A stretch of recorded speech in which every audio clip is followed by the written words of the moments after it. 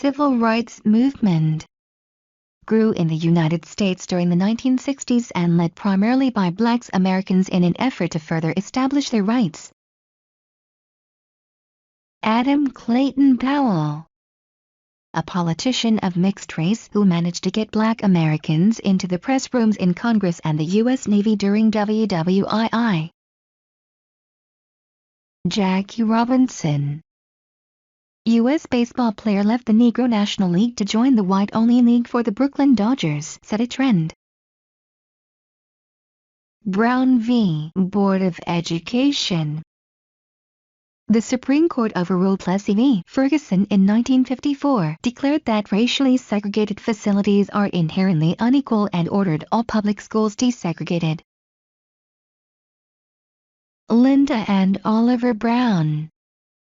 The daughter and father who were the subject of the case, they lost the individual case and then took it to the Supreme Court, who ruled in their favor.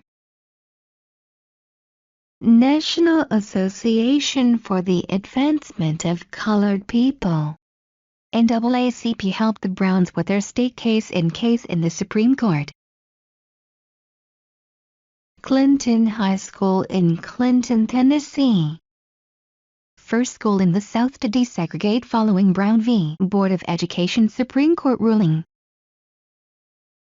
Thurgood Marshall, American civil rights lawyer, first Black justice on the Supreme Court of the United States. President JFK. President John Fitzgerald Kennedy worked with the civil rights movement to develop laws, but was assassinated before he could put them in place. Civil Rights Act of 1964. Following JFK's assassination, Lyndon B. Johnson put this into place as a memorial to Kennedy. It outlawed discrimination based on race, color, religion, sex, or national origin.